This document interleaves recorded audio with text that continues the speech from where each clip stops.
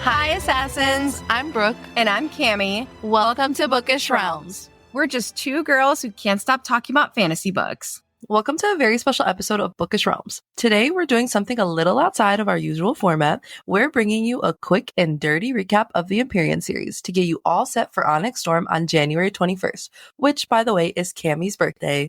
It's the best birthday present I've ever gotten. Thanks, Rebecca. But we know not everyone has the time to do a full reread, so we've got you covered with a lightning-fast breakdown of Fourth Wing, a full summary of Iron Flame, and all the important lore you'll need going into Onyx Storm.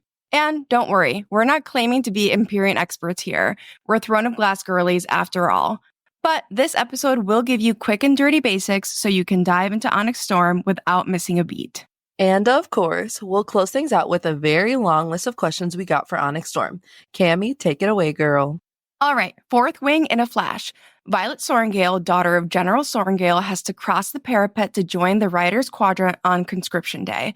She makes a friend, Rhiannon, and two enemies, Jack Barlow, who's a total jackass, and Xaden, the hot son of a former rebel leader. Violet's childhood bestie, Dane, is in the same squad.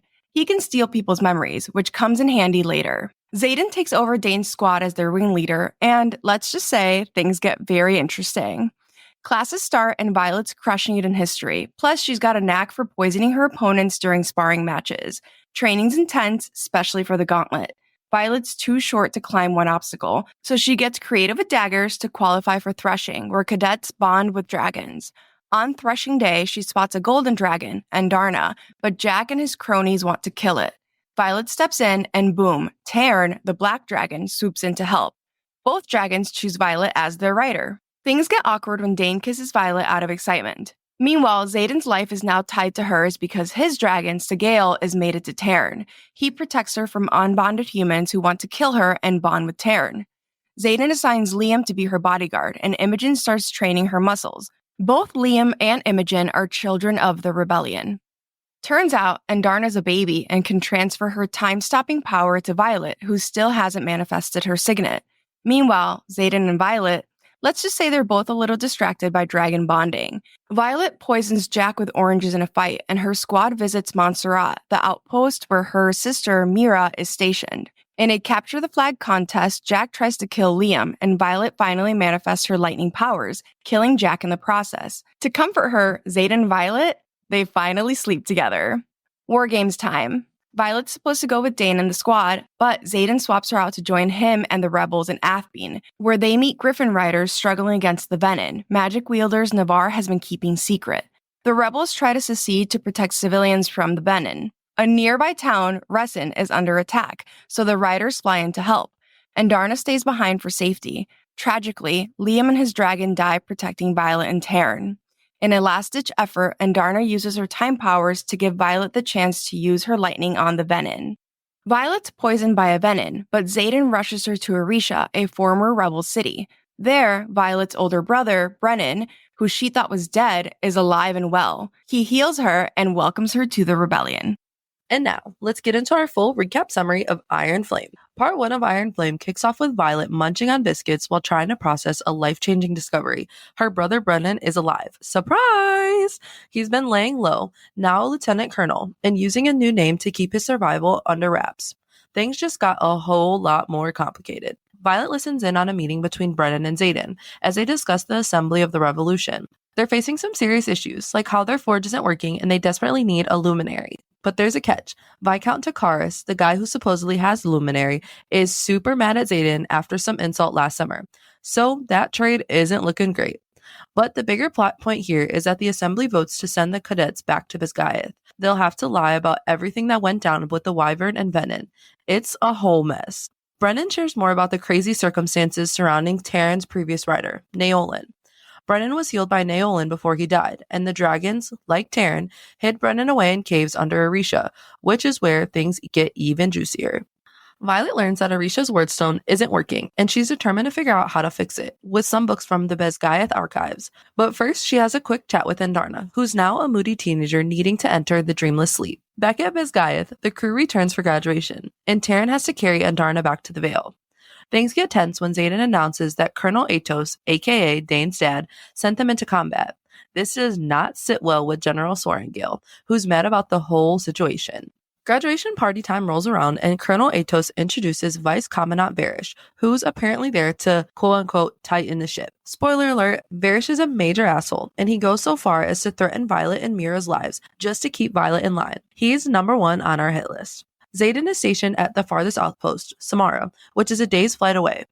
Xaden and Violet are only sanctioned to see each other once a week because of the mating bond between Terran and Scale. Professor Grady joins the school as the head of a new class, Rider Survival course. It's a tough one, teaching cadets how to survive getting lost in the woods and even tortured. Fun, right? Violet also starts asking her friend Jacinia for books on Vizcaya's history, hoping to learn more about how to power up the word stones. Fast forward to conscription day, where Violet's stationed at the parapet. She meets Liam's sister, Sloane, who is understandably not a fan of Violet since she blames her for Liam's death. Drama alert!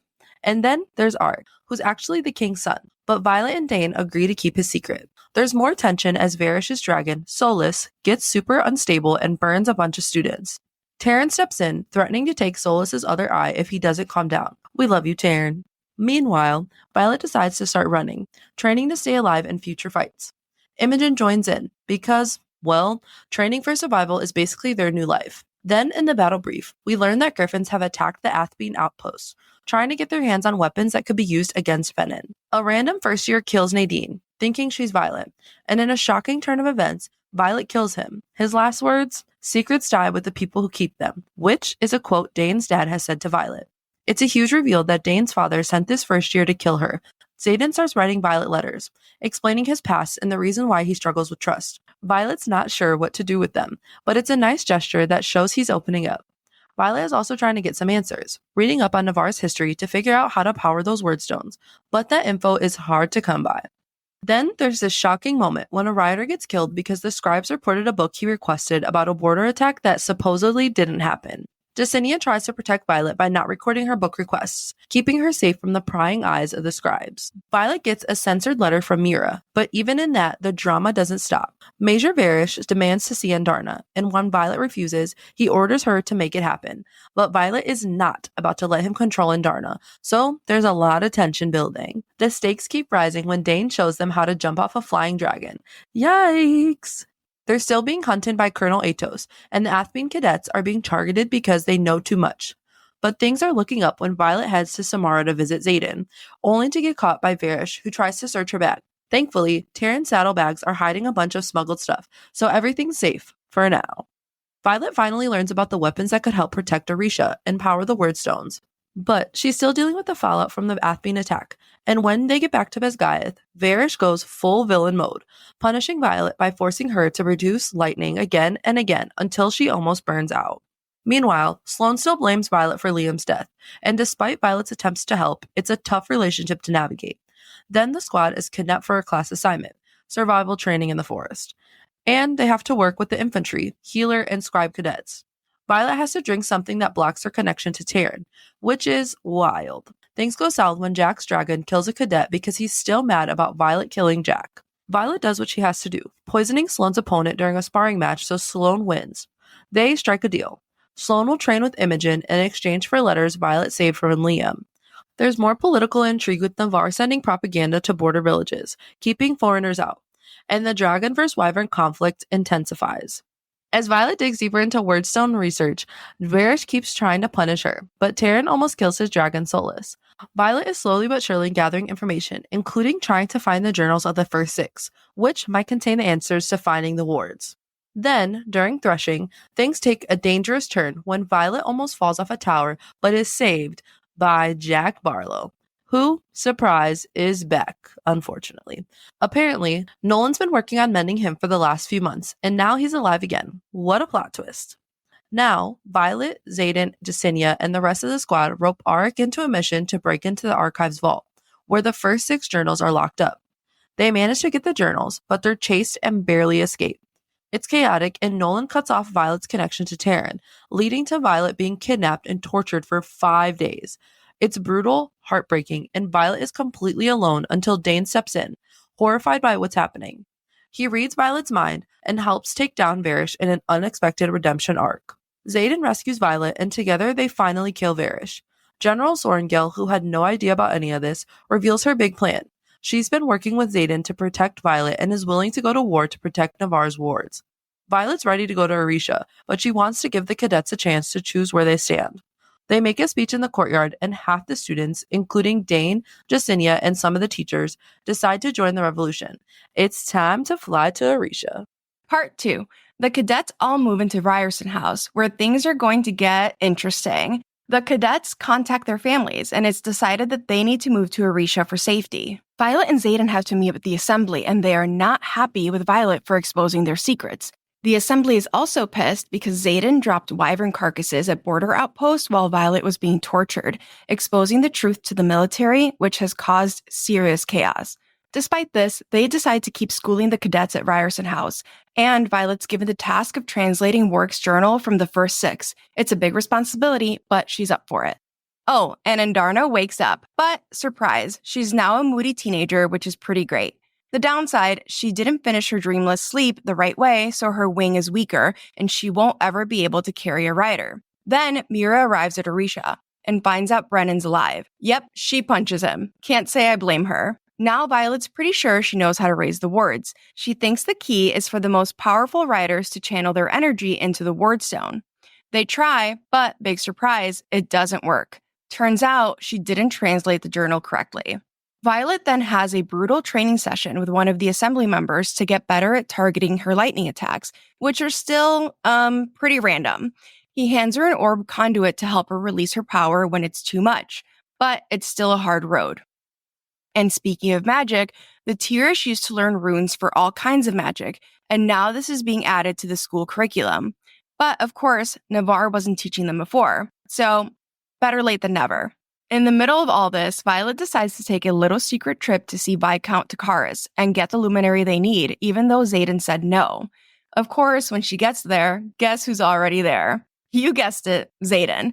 Turns out Xaden was engaged to Takaris' niece, Catriona, who's also, pretty much terrible.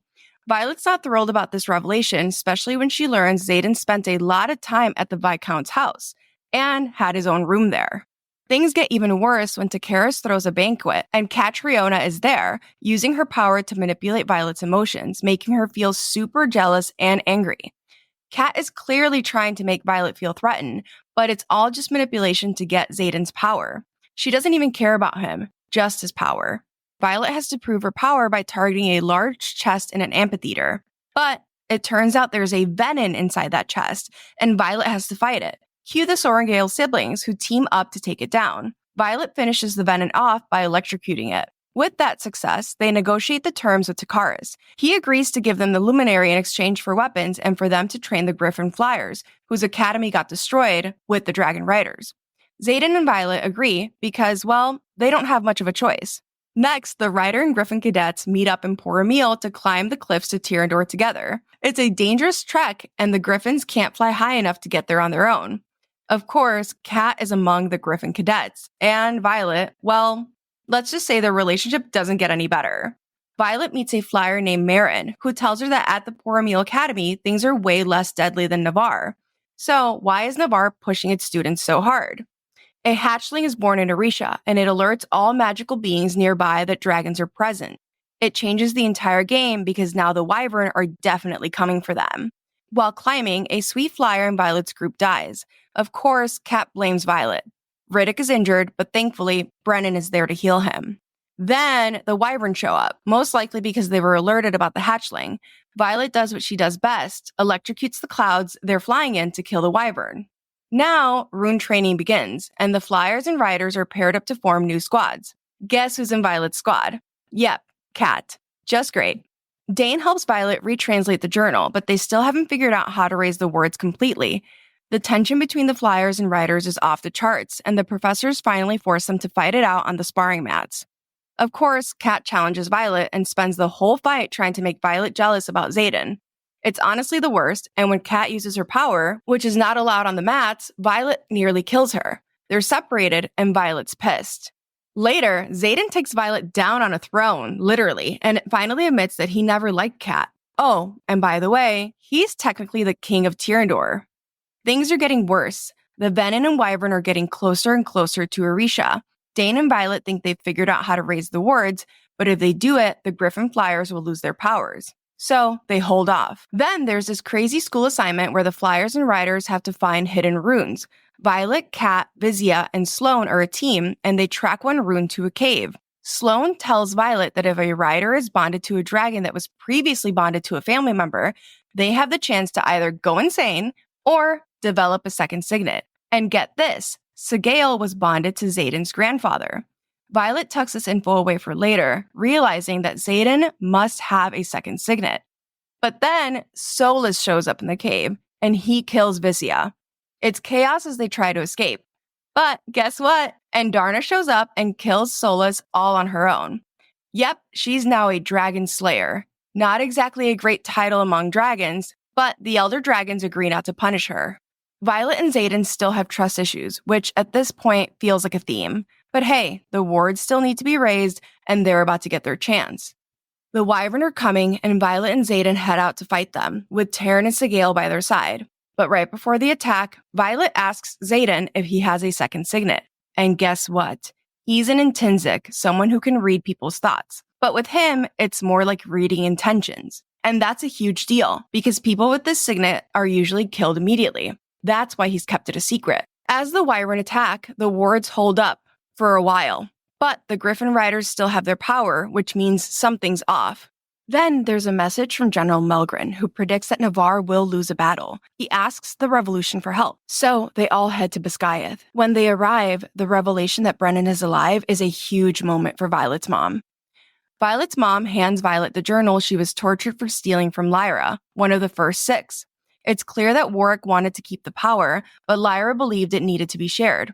Violet finally admits to Xaden that she loves him, even with his second signet. Xaden confesses that his mom disappeared, leaving them both with more questions than answers. Now Violet realizes that the Wyvern won't attack Navarre until the wards at Biscayeth fall. Biscayeth has to be protected. But the revolution is divided, and some members, like Brennan, don't think they should go to Biscayeth. When they get there, it's chaos. The guards are dead, and none other than Jack Barlow is standing there. He's turned Venin and destroyed the wards by killing his dragon. They use a serum to cut off Jack's powers, but the wards are already down. The battle is intense with a lot of casualties, but the revolution keeps fighting. Kat intensifies one of the Venin's emotions, making him go insane. Then Andarna steps in to kill him using her fire, which typically does not kill Venin. As the battle rages on, Violet finally realizes that the wards can only be powered with 7 types of dragons, and Andarna is one of those types. She's the 7th type. She's special, iridescent, can blend into the background like a chameleon, and has been waiting 650 years to be Violet's dragon. But here's the catch. They can't power both the wardstone at Biscayeth and the one at Orisha. Violet asks Xaden to choose, and he chooses to save Biscayeth. Violet's mom uses Sloane as a conduit to power the wardstone, sacrificing herself to protect her children. It costs her her life. The wardstone is finally fixed, and Xaden is battling a super powerful Venin. He's about to lose, but finds a way to kill the Venin. And then, as Violet walks up to Xaden after the battle, she realizes the worst has happened. Xaden is now Venin. The book ends with Xaden asking a captured Jack Barlow how to turn back to a human. Jack says there's no cure. Alright, now that we're all caught up with the Fourth Wing and Iron Flame action, it's time to dive deep into some of the important lore that'll help you hit the ground running when you crack open Onyx Storm. We know it's easy to get lost in all the dragon riding, rebellion scheming, and power plays, so we've rounded up the key lore bits that'll give you a solid foundation going into the next book. We're trying to make your Onyx Storm experience as smooth as possible. So let's break down the big stuff you need to know, and we're doing it fast. Let's start with the stars of the show. Dragons. In the world of Fourth Wing and Iron Flame, dragons are magical beings that bond with humans, sharing their powers in a unique partnership. These majestic creatures progress through 6 life stages. First, they begin as eggs with metallic shells that retain magic long after hatching, a key ingredient in creating the alloy used to defeat Venin. Even as embryos, dragons can hear their surroundings and choose when to hatch, making them as intuitive as they are powerful. After hatching, dragons grow through several stages. Feathertails, for example, are juveniles who can't yet bear riders or breathe fire. While they may seem defenseless, they can accidentally transfer all their power to their bonded human, leaving themselves drained. As they age, dragons enter a dreamless sleep, a critical phase for growth before reaching adolescence and finally full maturity. It can take 2 to 4 years for a dragon to fully mature, or even longer depending on their breed. Dragons are categorized by the colors of their dens: black, blue, green, orange, red, brown, and now the mysterious seventh den, whose dragons have shiny reflective scales. Each color signifies unique traits. Black dragons are rare and incredibly intelligent, while blue dragons are massive and ruthless. Green dragons are known for their rationality, and red dragons are fiery, both in color and temperament. As for tails, dragons wield them like weapons. Club tails bludgeon, dagger tails slice, and scorpion tails poison. Each tail is as distinctive as the dragon itself. When dragons bond with riders, they share magic-granting abilities known as signets. These signets are deeply personal, reflecting the rider's unique traits. The stronger the bond, the more potent the signet. And while most dragons grant one signet, bonding with multiple dragons or direct lineage can sometimes unlock additional powers, though at great risk. Now let's talk about the villains, Venin and their monstrous creations, the Wyvern. Unlike dragons, Wyvern are artificially created by Venin, who channel magic into them. They lack front legs, relying on their membrane wings to move and fight. With razor-sharp feather manes and poison-barbed tails, Wyvern are formidable foes. They also share a hive mind with their Venin creators, making them both terrifying and coordinated in battle. Wyvern come in 3 fire types: blue, green, which is the fastest, and cherry red. However, their strength is tied to their creators. When a Venin dies, their Wyvern perish too. Venin, on the other hand, are humans who corrupt themselves by drawing magic directly from the source. This dark magic leaves them with glowing red veins and soulless eyes, marking their descent into evil. Their abilities are horrifying: pain projection, gravity manipulation, and immunity to dragon fire. Thankfully, Venin have weaknesses. Weapons made from dragon alloy and pure magic can destroy them, and Navarre's wards are designed to keep them at bay. The Venin hierarchy is as structured as it is sinister. From initiates with faint red veins to sages with distended veins, their rank signifies their age and power. While they're incredibly dangerous, it's reassuring to know that they can be defeated, even if it takes lightning-wielding riders like Violet to do so. Let's dive into the magic of this world. Magic originates from 3 sources: dragons, griffins, and the ground, also known as the source. Drawing magic directly from the source turns humans into Venin, but channeling through dragons or griffins is much safer. Dragons grant their riders 2 types of magic: lesser magic, which includes abilities like opening doors or creating mage lights, and signets, which are unique and powerful abilities tied to the rider. Signets can be game changers in battle, but they come with risks. Overusing them can lead to burnout, and in some cases, even death. For riders bonded with juvenile dragons, the risks are reversed. The dragon could die instead. Examples of signets include Violet Sorrengail's lightning wielding, Xaden Ryerson's shadow manipulation, and Mira's ability to extend wards. Brennan, Violet's brother, is a mender, showcasing a healing signet. Each signet is as unique as the rider, reflecting their personality and strengths. Runes and wards also play a crucial role in the magical ecosystem. Runes are tempered with magic and tied to objects, performing specific actions when activated. Wards, powered by dragonfire and runes, act as invisible shields, protecting Navarre from Venin attacks.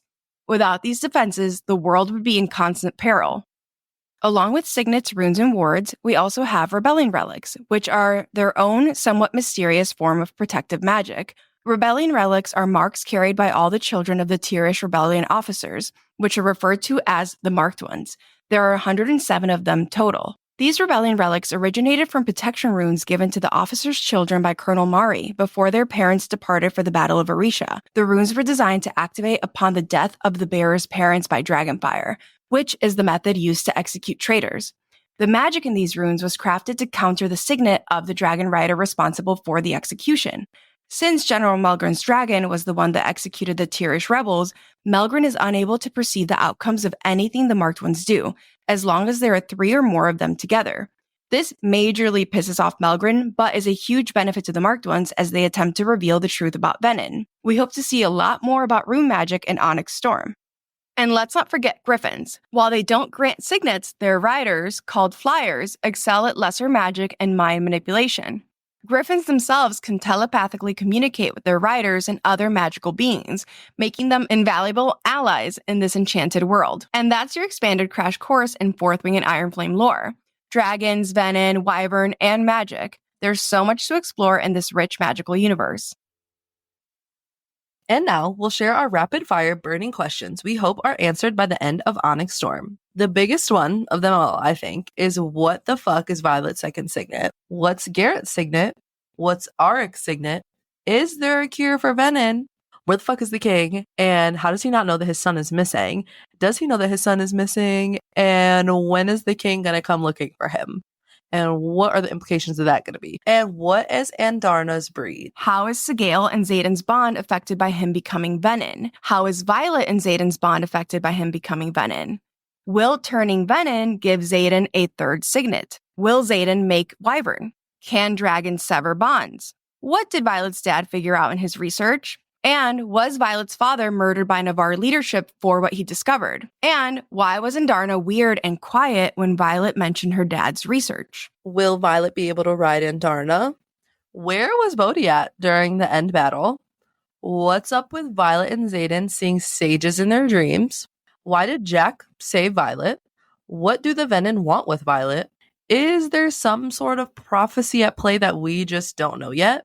And also, what's up with Brennan's rune scars? What exactly happened to Naolan, and why is everyone so weird about him? Is Violet just bold, or is something up with her being able to talk to dragons and get them to listen to her? Also, where is Xaden's mom? What the hell is up with the nightmare in Chapter 52 of Iron Flame? What role will the scribes play in Onyx Storm? What else is in the journals of the first six? Was Violet actually seeing Liam, or was he just a figment of her imagination? And, lastly, what's up with Violet's silver hair? And that's a wrap on today's special Onyx Storm prep episode.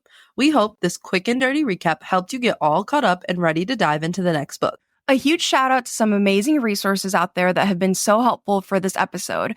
Check out larita.reads on Instagram and Owen's Library on TikTok for all kinds of Empyrean insights. And if you're looking for more in-depth prep, make sure to tune into Dear Fantasy Reader Pod, Faithfully Fantasy Pod, and Fantasy Fangirls, who are also doing fantastic deep dives into the Empyrean series. You can check the show notes for links to their socials. Don't forget to follow us on Instagram and TikTok, where our handle is @Bookish Realms Pod. We'd love to hear your thoughts on this episode, so drop us a comment or send us a message. Also, leave us a rating if you like what you heard. It really helps us out. Don't forget, next Tuesday, we'll be back with our Onyx Storm predictions. Get ready for all of our wild theories. And of course, don't miss our regularly scheduled programming on Thursdays, where we'll continue our Crown of Midnight deep dives. Until then, keep reading, Assassins. Bye!